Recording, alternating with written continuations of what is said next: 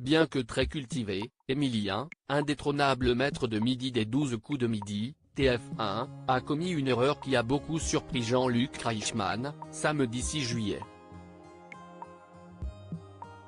Un candidat brillant au parcours irréprochable. Emilien, qui a célébré sa 200e apparition dans les 12 coups de midi le 12 avril dernier, est incollable sur de nombreux sujets.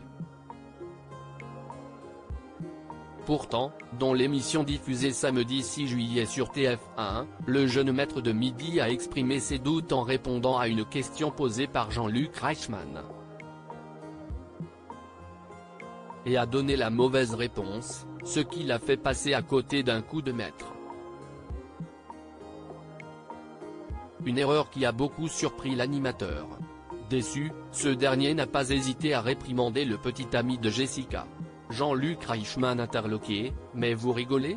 On en a parlé ici. » Cette fameuse question était la suivante, de quel parc d'attractions est issu le mime et l'étoile, élu meilleur spectacle du monde ?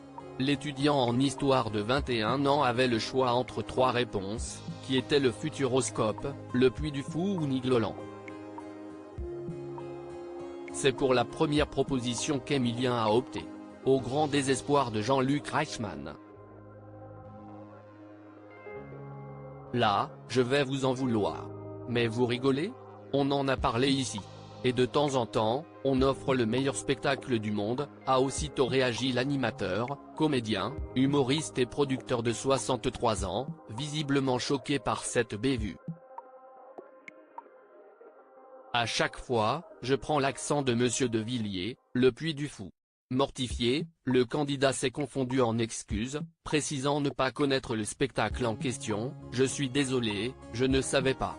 Emilien, les 12 coups de midi, un candidat qui fait l'admiration des téléspectateurs. Nul doute qu'Emilien, un candidat manifestement très consciencieux, redoublera d'attention lors de ses prochaines révisions, afin de ne plus être piégé sur une thématique dont Jean-Luc Reichmann a déjà parlé dans les 12 coups de midi.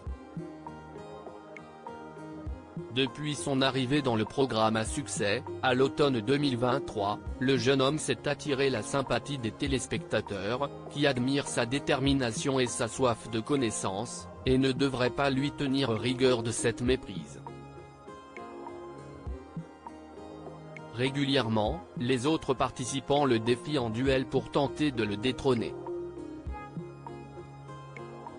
Mais jusqu'à présent, celui qui s'imagine bien dans le corps professoral à l'issue de ses études a toujours tenu bon, faisant la fierté de ses proches. Article écrit en collaboration avec 6 Médias.